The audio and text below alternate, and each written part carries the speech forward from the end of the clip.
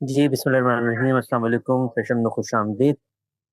یہ سیشن ہوتا ہے، اس میں آپ اپنے سوالات پوچھتے ہیں، سوالات کو مختصر رکھیں، جامع رکھیں، اگر بولنے میں کوئی دقت ہے تو لکھ کے سوال کر لیں، کوشش کریں کہ سوال پوچھیں۔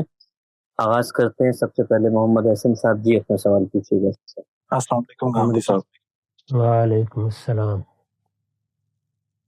گاندھی صاحب، میرا سوال میں حسن بھائی سے بھی کر چکا ہوں، لیکن میں چاہتا ہوں کہ آپ ذرا تفصیلاً بیان کر دیں کہ یوٹیوب کی کمائی جو ہے وہ ہمارے لیے جائز ہے یا ناجائز۔ اس میں دو چیزیں بتاتا چلوں کہ یوٹیوب ہمیں یہ اجازت تو دیتا ہے کہ ہم صرف حلال قسم کے اشتہارات ہی اپنی ویڈیوز پر چلائیں، لیکن ان حلال قسم کے اشتہارات میں اب کس طرح کا اشتہار یوٹیوب ٹیگ کر کے ہماری ویڈیوز پر چلائے گا، اس کا وہ ہمیں اجازت نہیں دیتا۔ یعنی وہ ایڈ اگر برا ہے تو ہم انہیں بند نہیں کر سکتے، اور اگر یہ کمائی at end of the day جائز نہیں، تو اگر کوئی شخص ایک لمبے عرصے سے اس انکم کو لیتا رہا ہے، اس کے لیے پرانے ایسٹس کو چھوڑنا ہوگا جو اس نے ان پیسوں سے بنایا، یا صرف توبہ کافی ہے؟ جزاک اللہ۔ ایسے تمام معاملات آپ کو باقی معاشی سرگرمیوں میں بھی وقتاً فوقتاً پیش آتے ہیں۔ اس میں صحیح اصول وہی ہے کہ اپنی طرف سے جو کچھ آپ نے کہنا ہے ان سے کہہ دیں۔ انہوں نے اگر آپ کو اس کا حق دے رکھا ہوا ہے تو آپ اس حق کو استعمال کریں اور انہیں بتائیں کہ فلاں فلاں قسم کے اشتہارات نہیں آنے چاہیے۔ اب انتخاب وہی کریں گے، اس لیے کہ معاملہ ان کے ساتھ ہے۔ اس میں پھر مجموعی حیثیت سے دیکھنا چاہیے کہ اگر وہ آپ کے ساتھ کیے کہ معاہدے کی بالعموم پابندی کر رہے ہیں تو کوئی معنی نہیں ہے۔ چھوٹی موٹی کوئی غلطی ہوتی ہے یا ان کی طرف سے کسی غلط اور صحیح کے تصور میں آپ کے درمیان فرق واقع ہوتا ہے تو اللہ معاف فرمانے والا ہے، اس کی آمدنی لینے میں کوئی حرج نہیں ہے۔ تاہم اگر یہ محسوس ہوتا ہے کہ معاملہ حدود سے زیادہ ہی متجاوز ہو رہا ہے تو ہر آدمی فیصلہ کر سکتا ہے، پھر وہ اس سے اپنے آپ کو الگ کر لے۔ تو یہی اصول باقی معاملات میں بھی ملحوظ رکھنا چاہیے۔ اس سے پہلے اگر نادانستگی میں یا اس چیز کے بارے میں متربع نہیں تھے، کوئی آمدنی ہوئی ہے تو یہ کسی کی حق تلفی کر کے نہیں ہوئی، اس وجہ سے آپ اس سے فائدہ اٹھاتے رہیے۔ البتہ ایسے معاملات میں اپنی تطہیر کے لیے کوشش کرنی چاہیے کہ اللہ کی راہ میں زیادہ سے زیادہ انفاق کرتے رہیں۔ یہی طریقہ صالحین کا طریقہ ہے۔ اس سے آگے جو کچھ آپ کریں گے وہ پھر ایسی مشقت کا باعث بن جائے گا جس کا انسان تحمل نہیں کرتا، اور اللہ تعالیٰ نے اپنے دین کے بارے میں یہی فرمایا ہے کہ وہ دین کے ایجابی احکام میں کبھی بھی بندے کو کسی عسر میں نہیں ڈالتے۔ لا یکلف اللہ نفسا الا وسعہا۔ تو اس کا لحاظ رکھیے۔ اس کا فیصلہ ہر شخص اپنے ذوق کے لحاظ سے کرتا ہے۔ کوئی آدمی ایک حد پہ رہے گا، کوئی ذرا آگے بڑھ جائے گا۔ تو یہ ذرا آگے بڑھ گئے، ذرا پیچھے رہ گئے، یہ سیئات ہے، اللہ تعالیٰ معاف فرمائیں گے۔ کسی کبیرہ گناہ کا ارتکاب البتہ نہیں کرنا چاہیے۔ یہ نقطہ بالکل واضح ہو گیا، آگے بڑھاتے ہیں۔ ہمارے ساتھ موجود ہیں ابرار احمد۔ ابرار صاحب سوال کیجیے۔ جی السلام علیکم۔ وعلیکم السلام۔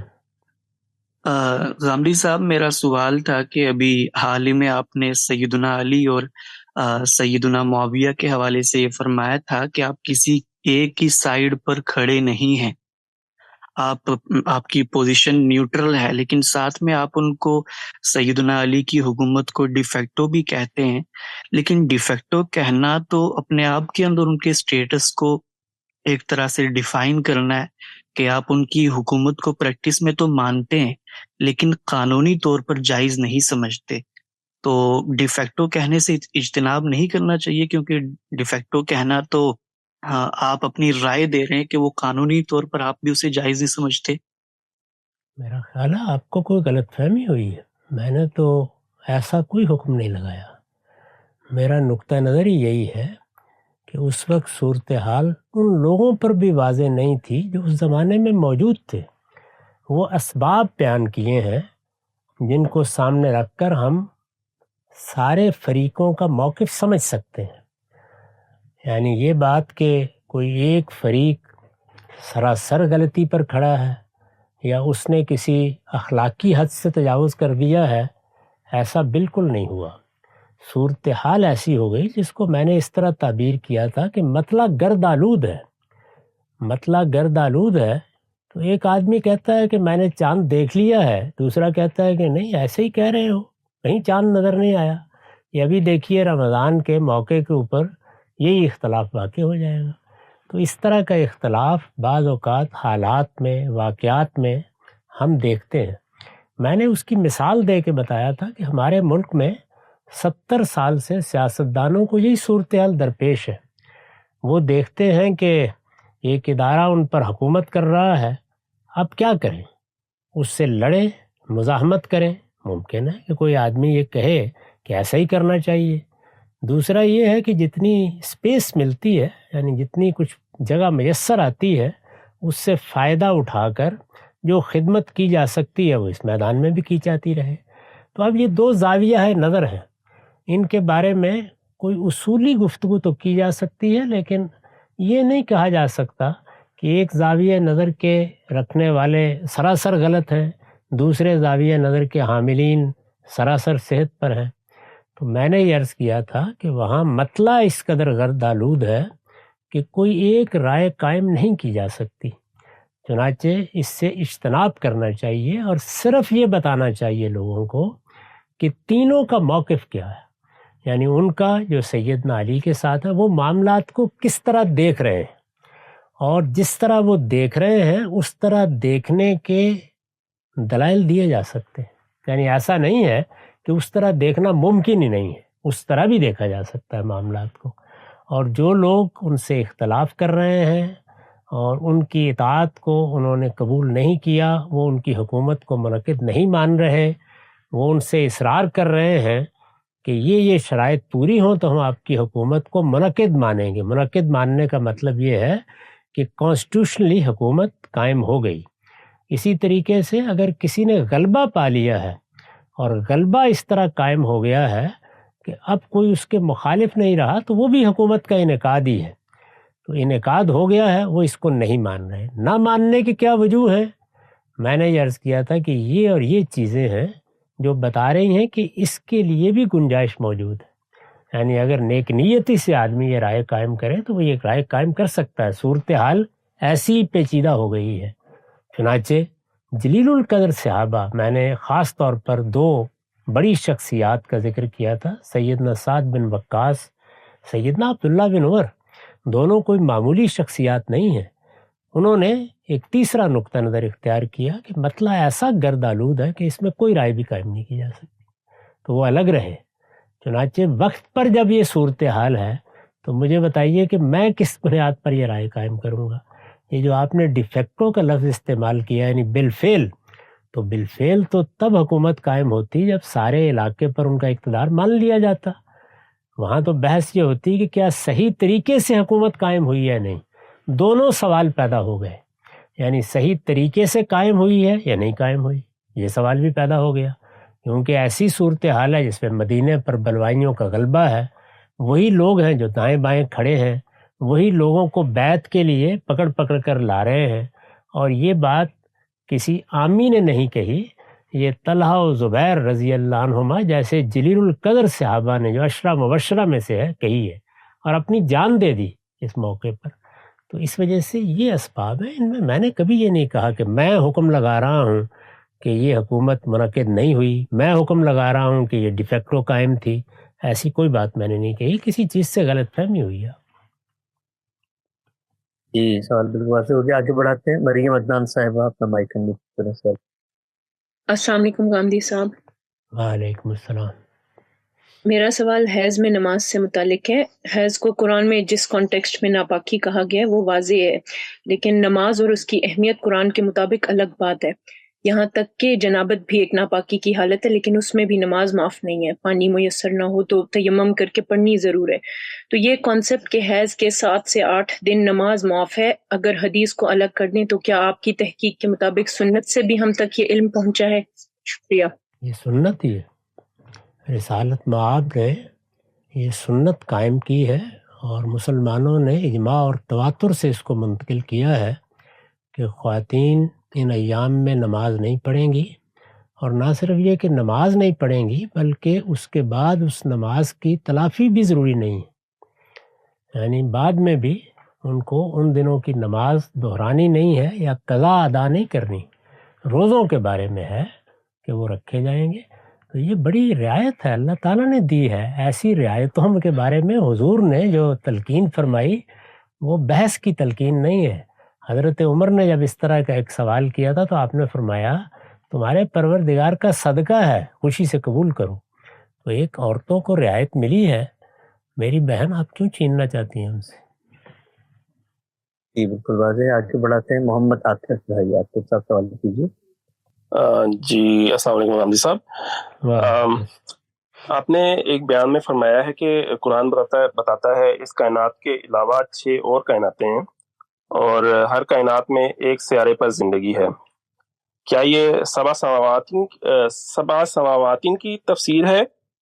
اگر ہاں تو پلیز اس کی وضاحت کر دیں کہ سماوات سے الگ الگ 7 کائنات کیسے ثابت ہوتی ہیں، اور اگر نہیں تو پھر قرآن میں کس مقام پر یہ ذکر کیا گیا ہے؟ Thank you.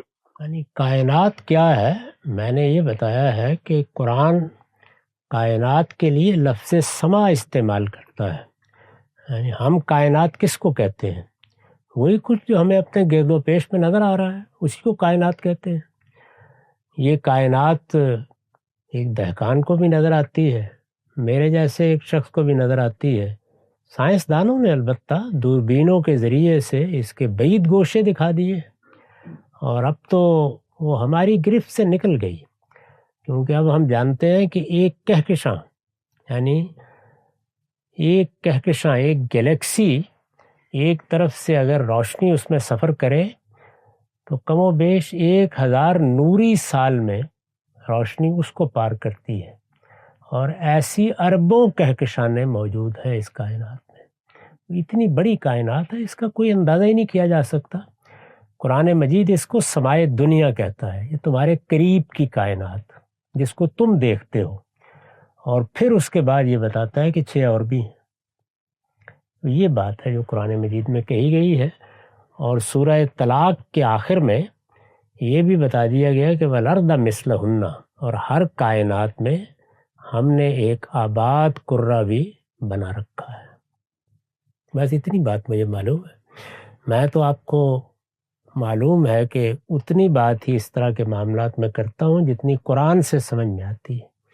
اس سے آگے عقلی گھوڑے دوڑانے کا میں قائل ہی نہیں ہوں، اور کبھی اس دائرے میں قدم بھی نہیں رکھتا۔ جی بالکل واضح، آگے بڑھاتے ہیں۔ محمد قاسم صاحب سوال کیجیے۔ جی، جس طرح قرآن غیر قرآن سے الگ کیا ہوا ہے، جمع کیا ہوا ہے، اور اتنا متعین ہے کہ قرآن کے اندر ٹوٹل نمبر آف کتنے حرف ہے یہ بھی فکسڈ ہے، لیکن سنت غیر سنت سے ملا ہوا ہے اور الگ الگ بکھرا ہوا ہے، اور ٹوٹل نمبر آف کتنی سنتیں ہیں یہ تعداد بھی فکسڈ نہیں ہے۔ آپ نے سنت کی 27 کیٹیگریز تو بیان کی ہے، لیکن ہر ایک کیٹیگریز میں کتنی ذیلی سنتیں ہیں اس کی کوئی گنتی نہیں ہے۔ سنت کا قرآن کے جیسا ریسورس مٹیریل کہاں ہے جہاں ٹوٹل نمبر آف آل ذیلی سنت اس طرح فکسڈ ہو جس طرح قرآن میں ٹوٹل نمبر آف حرف فکسڈ ہے، اور ان میں سے ہر ایک سنت کا الگ الگ سنت متعین کرنے کے 7 پرنسپلز اپلائی کر کے سنت ہونے کا پروف مٹیریل کہاں ہے۔ غامدی سینٹر کے ایک اہل علم نے کہا کہ ذیلی سنتوں کے ریسورس مٹیریل اور پروف مٹیریل پہ ابھی بہت کام باقی ہے، اگر کوئی طالب علم کرے تو ایک بڑی خدمت ہوگی۔ اس کام کے بغیر ہم سنت کو سرٹین کیسے مان لیں، اور کسی بھی انسرٹین چیز کو دین کی بنیاد اور دین میں حکم کیسے مان لیں؟ کیا یہ کام حدیث کے پروجیکٹ سے زیادہ اہم نہیں تھا کہ اس کو پہلے کیا جاتا، اور کیا فیوچر میں یہ کام کرنا غامدی سینٹر کے پیش نظر ہے؟ شکریہ۔ غامدی سینٹر کے کیا پیش نظر ہے اور المورد کے دوسرے اداروں کے، وہ تو آپ ان لوگوں سے پوچھیے۔ میں نے یہ کام اصلاً کر دیا ہے۔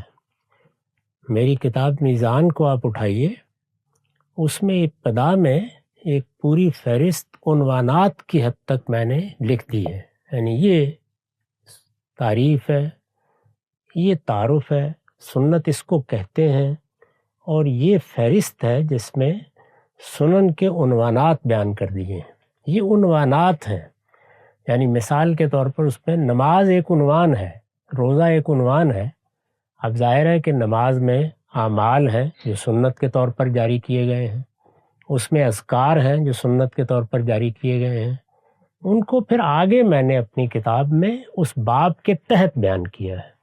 یعنی جب آپ کتاب میں نماز کا باب نکالیں گے تو وہاں نماز کے سنن بیان ہو گئے ہیں اور متعین طریقے پہ بیان کیے گئے ہیں. اسی طریقے سے حج کے، اسی طریقے سے ہر چیز کے آگے بیان ہو گئے ہیں. ان کی کوئی الگ سے فہرست میں نے مرتب کرنے کی ضرورت نہیں محسوس کی، کیونکہ جب عنوانات میں یہ چیز سامنے آ گئی اور آگے جب آدمی نماز کا باب پڑھے گا، روزے کا پڑھے گا، اسی طرح، تو وہاں اس کو معلوم ہو جائے گا. اگر کوئی طالب علم اس کی فہرست مرتب کرنا چاہے تو یہ شاید 1-1.5 گھنٹے کا کام ہے. اس لیے اس میں اتنے بڑے اداروں کو کوئی تکلیف دینے کی ضرورت نہیں ہے، وہ لکھی ہوئی ہیں ساری کی ساری. پھر میں نے ایک اور کام بھی کر دیا ہے، وہ یہ ہے کہ اپنی کتاب میزان کا خلاصہ کیا ہے الاسلام کی صورت میں. الاسلام میں صرف قرآن اور صرف سنت ہے، کوئی ایک روایت بھی وہاں بیان نہیں کی گئی. تو وہاں تو آپ چند لمحوں میں اس پورے ذخیرے سے واقف ہو سکتے ہیں. تو جو خدمت ہم کر سکتے تھے وہ کر دی ہے، اس سے آپ فائدہ اٹھائیے. اور اگر یہی شوق ہے کہ ایک باقاعدہ فہرست ترتیب دیں تو الحمدللہ یہ کام آپ ہی کر ڈالیے. یہ نقطہ واضح ہو گیا. تو محمد علی سنگرو صاحب سوال کیجیے. ہلو السلام علیکم. جی غام صاحب، جیسے نادانستہ انٹینشنلی گناہ پر مواخذہ نہیں ہوتا، تو اس کی ایک وہ کیٹیگری ہوتی ہے جس کے اگر میرے سے سرزد ہو جائے تو نہ ہی اس کا نقصان کسی اور انسان کو پہنچتا ہے، نہ ہی میرے اندر کوئی نافرمانی کے تحیات بڑھتے ہیں. تو میں اسی طرح کی ذاتی کیٹیگری کے جو نادانستہ گناہ اس کو موضوع رکھتے ہوئے یہ عرض کروں گا کہ جب ہم کوئی حلال کام کسی فائدے کے لیے کرتے ہیں تو اس میں بھلے ہی کوئی چھوٹے یا بڑے کسی مخصوص ذاتی نوعیت کے اس طرح کے نادانستہ غلطی سے حرام ہونے کا امکان بھی موجود ہو، تو اس کے باوجود بھی ہم نہ ہی اس حلال کام کو کوئی صغیرہ گناہ کم سمجھتے ہیں سد ذریعہ کی بنیاد پہ، نہ ہی اس سے روکتے ہیں. لیکن اگر میرے پاس اب بعد میں اس کا ایک متبادل بھی موجود ہو جس میں وہی فوائد بھی موجود ہوں، کم و بیش موجود ہوں اور اٹھائے جا سکتے ہیں، اور اس میں وہ نادانستہ حرام کام ہونے کا یعنی ذاتی وہی مخصوص ذاتی نادانستہ گناہ ہونے کا وہ بھی موجود نہ ہو، تو اس صورت میں کیا وہ جو پچھلا والا حلال کام کرنا کیا وہ گناہ بن جائے گا یا وہ صغیرہ گناہ ہوگا، یا اس کو کرنا کیا میرے لیے ایک لاپرواہی کے زمرے میں آئے گا جس پر میرا مواخذہ ہوگا، جو پچھلا والا حلال کام کرنا جس میں وہ نادانستہ گناہ ہونے کا چانس ہو وہی مخصوص.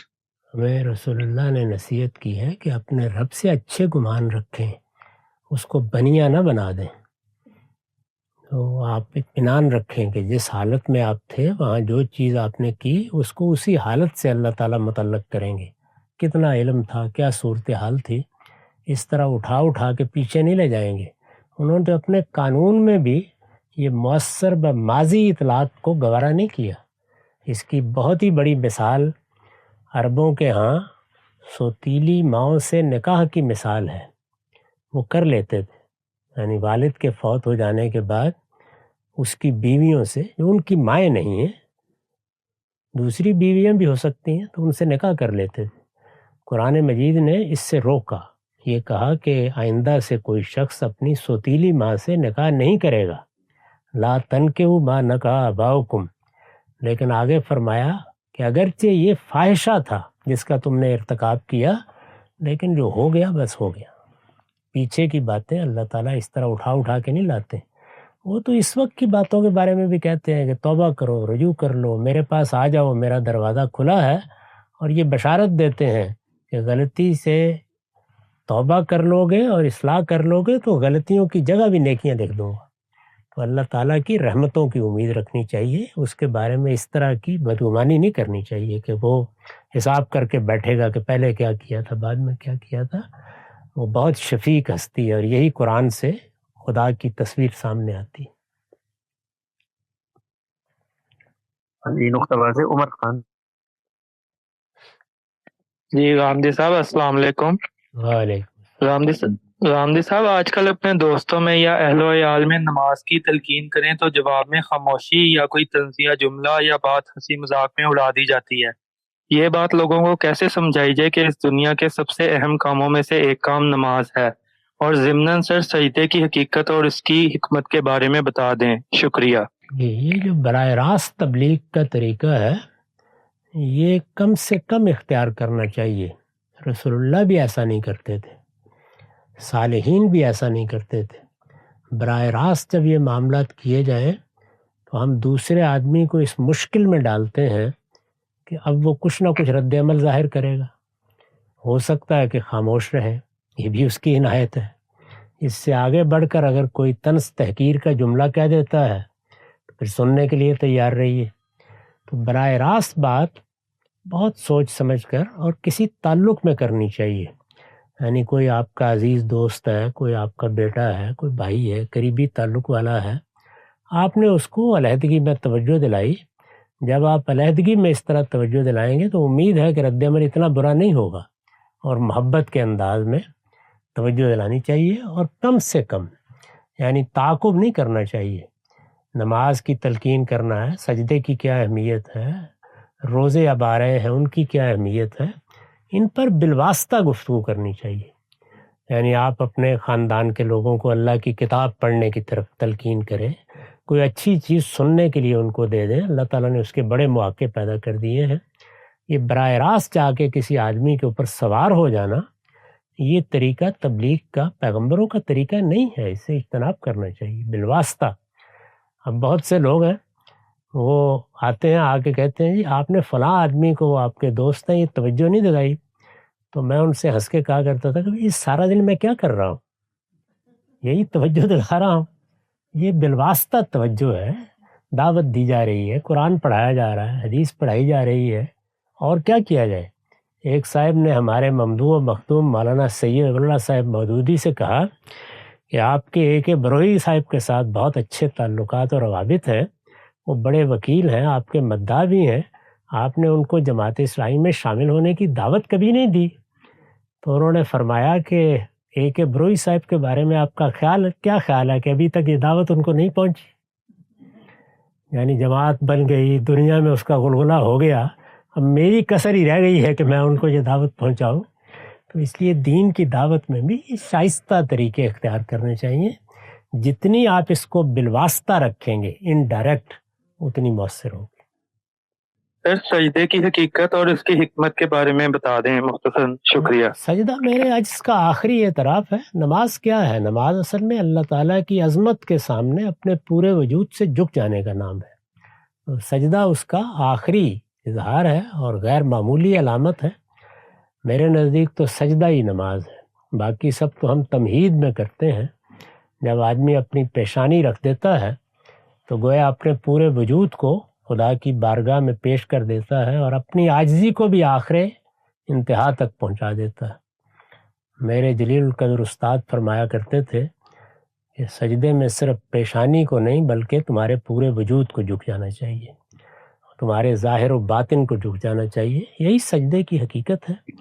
اللہ تعالیٰ سے اس سجدے کی دعا کرتے رہنا چاہیے. یہی وہ سجدہ ہے جس کے بارے میں ہمارے شاعر نے کہا ہے کہ وہ ایک سجدہ جسے تو گرا سمجھتا ہے، 1000 سجدے سے دیتا ہے آدمی کو نجات. جی توجہ کے عافیہ خان صاحبہ سوال کی. السلام علیکم ورحمۃ اللہ. وعلیکم. یہ اب رمضان آ رہا ہے تو ہم اپنے رمضان کا زیادہ سے زیادہ فائدہ اٹھانے کے لیے کون سے اعمال اور عبادات جو نفلی ہوں، ایکسٹرا ہوں، ان کو اپنے دن کا حصہ بنا لیں، اور ہم اپنے دن کو کس طرح سے اسکیجول کریں کہ اس سے زیادہ فائدہ اٹھایا جائے، اور رمضان کی یعنی اہمیت کیا ہے؟ میری بہن، زیادہ سے زیادہ کی تو کوئی حد نہیں ہے، اور ہمیں بھی زیادہ سے زیادہ کی تلقین کے معاملے میں محتاط ہی رہنا چاہیے. وہ ہر انسان کا اپنا ذوق ہوتا ہے. میں آخری بات پر پہلے تبصرہ کر دیتا ہوں. اہمیت یہ ہے کہ ہمارے پروردگار کے ساتھ ہمارے تعلق کی 3 ہی بنیادیں ہیں.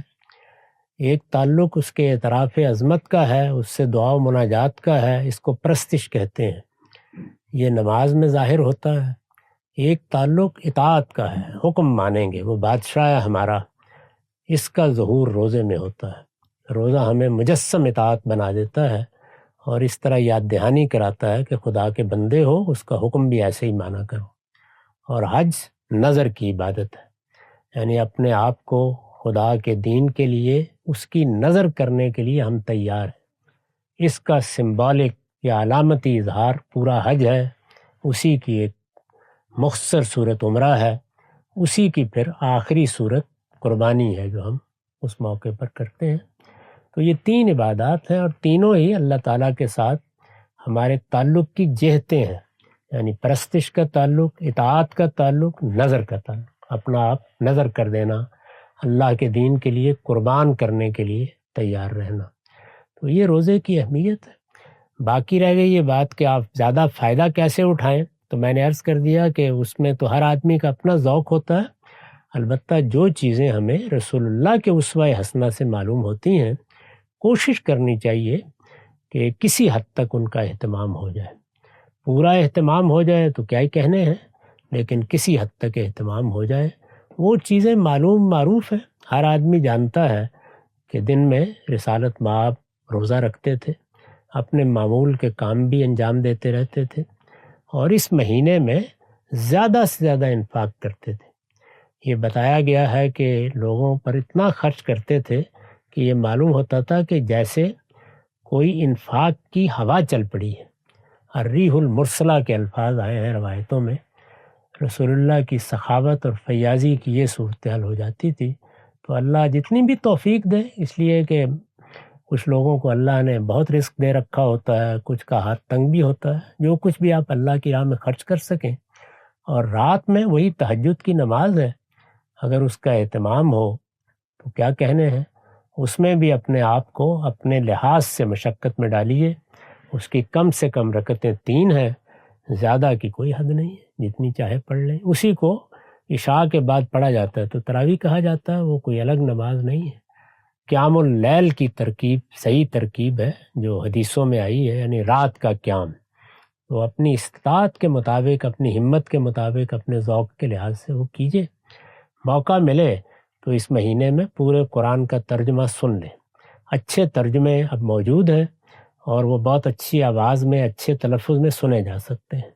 قرآن مجید پڑھنے سے زیادہ سننے کی کتاب ہے، تو آپ بڑا فرق محسوس کریں گے اگر سنیں گے، ضرور سنیں۔ جی بالکل، نقطہ واضح ہو گیا، آگے بڑھاتے ہیں۔ جی ولید میر صاحب سوال کیجیے گا۔ السلام علیکم غامدی صاحب، میرا ایک سوال یہ ہے کہ حدیث قرآن میں تخصیص نہیں کر سکتی، یہ چیز میزان میں بھی ہم پڑھتے ہیں اور آپ کی تعلیم بھی یہی ہے، لیکن سورہ مائدہ کی آیت میں ایک اللہ تعالیٰ فرماتا ہے کہ نماز کے لیے جب اٹھو تو وضو کر لو، اور وضو کا طریقہ بتایا ہے، لیکن ہم یہ دیکھتے ہیں کہ ایک ہی وضو سے لوگ 3 4 نمازیں بھی پڑھ ڈالتے ہیں۔ تو کیا یہاں پہ قرآن کے حکم میں تخصیص ہو گئی ہے یا مجھے سمجھنے میں کوئی غلطی ہوئی ہے؟ دوسرا میرا سوال یہ ہے کہ ہم یہ دیکھتے ہیں کہ ہزاروں سال کی انسان کی تاریخ ہے، لیکن جو میجر ڈیولپمنٹ ہے، ٹریولنگ، انٹرنیٹ، بجلی، وہ ہم پچھلے 100-150 سال میں ہی یہ ترقی دیکھتے ہیں۔ کیا انسانی ارتقاء کے کانٹیکسٹ میں یا قرب قیامت کے کانٹیکسٹ میں یہ چیز کہیں الہامی لٹریچر میں یا دین میں کسی اور حساب سے زیر بحث آئی ہے؟ شکریہ۔ دوسرے سوال کے جواب میں عرض ہے کہ اس طرح کی کوئی چیز نہ الہامی لٹریچر کا موضوع ہے، نہ ہونی چاہیے، البتہ قیامت کی علامتیں بیان ہوئی ہیں، اس سے یہ معلوم ہوتا ہے کہ یہ حادثہ بہت قریب آ گیا ہے۔ چنانچہ قرآن نے بھی بیان کیا ہے کہ یاجوج و ماجوج کا خروج ہو جائے گا قیامت سے پہلے۔ یاجوج و ماجوج کو اب ہم جانتے ہیں، تاریخی طور پر بھی معلوم ہے کہ یافس کے دونوں بیٹوں کے نام ہیں، اور ان کی اولاد کا اصل وطن وسط ایشیا ہے، وہیں وہ آباد تھے، وہاں سے انہوں نے یورپ میں ہجرت کی ہے کئی ہزار سال پہلے۔ اسی طرح سے باقی دنیا میں ہمارے سامنے گئے ہیں، اب بھی مختلف جگہوں پر ہجرت ہوتی رہتی ہے۔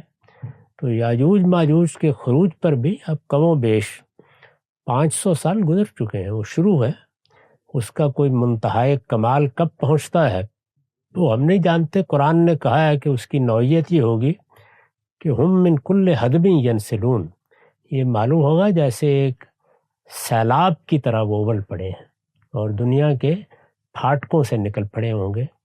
تو یہ بات بیان کی گئی ہے، اور اسی طرح رسول اللہ نے کچھ پیشین گوئیاں کی ہیں، جن میں سے 2 تو عرب بھرب پوری ہو چکی ہیں کہ قیامت جب قریب آ جائے گی تو عرب کے ننگے پاؤں، ننگے بدن پھرنے والے چرواہے عمارتوں کی بلندی میں ایک دوسرے سے مقابلہ کر رہے ہوں گے، اور غلامی ایک ادارے کی حیثیت سے ختم ہو جائے گی۔ یہ بڑی مشہور روایت ہے جس کو حدیث جبریل کہا جاتا ہے، اس میں اس کو بیان کیا گیا ہے۔ جو پہلا سوال آپ نے فرمایا ہے اس کے جواب میں یہ عرض ہے کہ وہاں کوئی تخصیص نہیں ہوئی۔ جب کوئی کلام صادر ہوتا ہے تو اس میں کچھ لسانی مضمرات ہوتے ہیں، یعنی زبان کی روح سے کچھ چیزیں چھپی ہوئی ہوتی ہیں، کچھ عقلی مضمرات ہوتے ہیں۔ تو جو آدمی بھی اس آیت کو پڑھے گا وہ یہ جان لے گا کہ عقل یہ کہتی ہے کہ اگر وضو کی حالت ہے تو پھر اس کی ضرورت نہیں ہے۔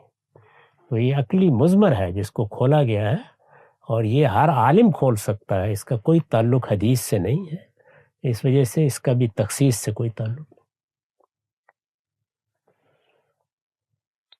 جی نقطہ واضح ہو گیا، آگے بڑھاتے ہیں۔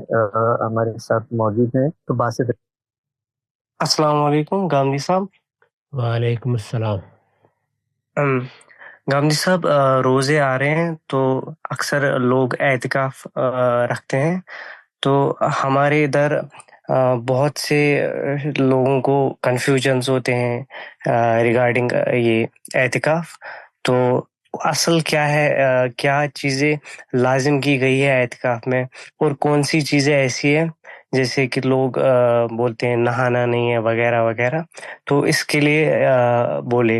اور ایک بات ہے، عربک میں ریسنٹلی سیکھ رہا ہوں، لیکن جو میرا استاد ہے وہ بہت ہی ٹیکنیکل ٹرمز یوز کر رہا ہے، تو میں تو عربک سیکھنے کے لیے کیا مطلب پروسیجر ہونا چاہیے ایک بگنر کو؟ یہ دو سوالات۔ کسی نان ٹیکنیکل آدمی کے پاس چلے جائیں، اس لیے کہ ہر استاد کو یہ سمجھنا چاہیے کہ کسی فن کی مصطلحات پہلے مرحلے میں لوگوں کے لیے بہت اجنبی ہو جاتی ہیں، تو درخواست کریں ان سے، اگر کوئی دوسرا استاد ملتا ہے تو اس کے پاس چلے جائیں۔ میرے خیال میں زبان سکھاتے وقت اگر مصطلحات کا ایک انبار آپ طالب علم کے ذہن پر ڈال دیں گے تو وہ فرار ہو جائے گا۔ زیادہ تر لوگ عربی زبان کے سیکھنے کے معاملے میں اسی وجہ سے متردد ہو جاتے ہیں۔ اعتکاف کے بارے میں یہ عرض ہے کہ اس میں بڑی اجمالی سی بات کہی گئی ہے، آپ مسجد میں الگ ہو کے بیٹھ جائیں۔ یہ اللہ سے لو لگانے، اس کی عبادت کرنے، اللہ کی کتاب پڑھنے کا موقع ہے، اور اس میں سب سے بڑھ کر انسان کو اپنا محاسبہ کرنے کا موقع ملتا ہے۔ اس کی اصل یہ ہے، آپ نماز کے لیے ظاہر مسجد میں بیٹھے ہوں گے، اعتکاف سے نکلیں گے ہی، اسی طرح سے اگر کوئی ناگزیر ضرورتیں ہیں ان کے لیے بھی جائیں گے۔ باقی یہ کہ نہانا نہیں ہے، یہ نہیں کرنا، بھی ایسی باتیں ان کی کوئی حقیقت نہیں۔ شکریہ۔ رشید صاحب سوال کیجیے گا ساتھ۔ جی السلام علیکم استاد محترم۔ وعلیکم السلام۔ جی استاد محترم، میرا سوال یہ ہے کہ ایک شخص جو کسی اور مذہب کے ماننے والوں کے گھر میں پیدا ہوتا ہے، تو جب وہ بڑا ہوتا ہے تو اس کے معاشی حالات ایسے ہوتے ہیں کہ وہ مشکل سے اپنا کھانا پینا اور یہ گزر بسر پورا کر سکتا ہے، تو ایسے حالات میں وہ کیا خدا کو تلاش کرے گا اور کیا سچائی ڈھونڈے گا؟ تو اس معاملے میں اس پہ کیا حکم ہوگا اس کا؟ یہ ہم میں سے کون ہے کہ جو کسی آدمی کے اندر داخل ہو گیا ہے؟ میں نے تو ان مزدوروں کو جو رمضان کے مہینے میں بارہا دیکھا ہے کہ سخت مشقت کر رہے ہیں، اینٹیں اپنے انہوں نے سر پہ اٹھائی ہوئی ہیں، اور رمضان کا مہینہ بھی جون جولائی کا ہے، اور نماز پابندی سے پڑھ رہے ہیں، خدا کو بھی یاد کر رہے ہیں۔ تو اس لیے یہ کس طرح کا ذوق ہے، کیا کرے گا؟ انسان کے اندر ایک باشعور ہستی ہے، اس کے پاس ارادہ ہے، اختیار ہے، اس کا رب دیکھ لے گا، اگر اس کا کوئی عذر ہے تو اس کو معاف بھی کر دے گا۔ تو اس میں آپ کیوں تشویش میں پڑے گا؟ آپ دیکھیے آپ کہاں پیدا ہوئے، اس کا فیصلہ کریں، وہ زیادہ اہم سوال ہے۔ جی نقطہ واضح ہوا۔ بابر صدیقی صاحب سوال۔ جی السلام علیکم۔ السلام علیکم جی، میں بنگلہ دیش سے بول رہا ہوں۔ یہ میرے خوش نصیب ہے کہ میں آپ سے بات کر پا رہا ہوں۔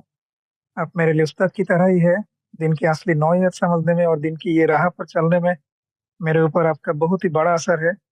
آپ کی تعریف میں جتنی کر اتنی بھی کم ہے۔ میں سوال پر آتا ہوں۔ میرے سوال یہ ہے کہ ہم جب سمجھتے ہیں کہ قرآن کی ہدایت یونیورسل ہے، لیکن ہر وقت وہ رسول کو ہی خطاب کرتے ہیں اس جگہ کی، ان لوگوں کے بارے میں، جیسے کہ ان کی پریوار کے بارے میں بات کرتے ہیں، جیسے کہ سورہ احزاب، لہاب اور سورہ 3 سے ہمیں یہ پتہ چلتا ہے बहुत कम जगह ऐसे है कि कुरान ये या अय्युहन नास करके खिताब करते हैं। मैं समझता हूँ कि ये अल्लाह की तरफ से ही है, इसके रिलेवेंस भी समझ पाता हूँ, लेकिन हम पर कैसे इसकी कानून और हिदायत लाजिम होता है, क्योंकि इत्माम हुज्जत तो हम लोगों के ऊपर नहीं हुआ, तो हमारे ऊपर कुरान की हिदायत और कानून कैसे लाजिम होता है, अगर आप थोड़ा सा इसके ऊपर वजाहत फराहम कर देते तो अच्छा होता। शुक्रिया है।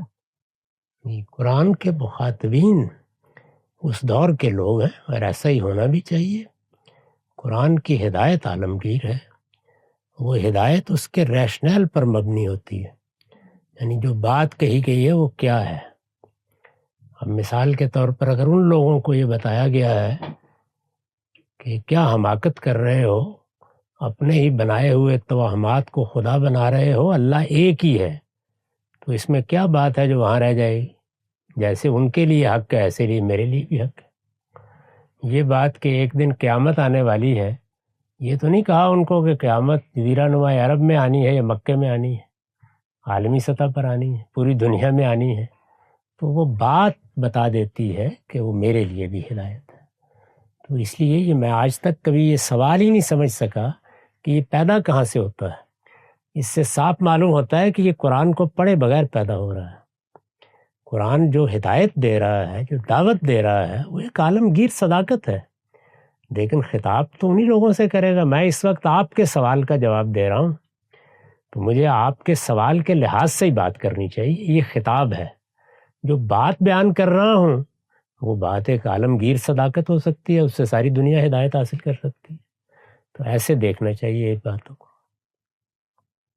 नुक्ता वाज़ेह हो गया है। आप जी मेरा ख्याल है यहाँ पर सेशन के खात्मे का ऐलान करते हैं। रमज़ान के अंदर दर्स कुरान ही होगा इंशाल्लाह। रमज़ान के बाद सिलसिला मामूल के मुताबिक शुरू होगा। तमाम माँ बाप का बहुत शुक्रिया जिनकी बारी नहीं आई, अगले पर इंशाल्लाह नंबर बहुत शुक्रिया।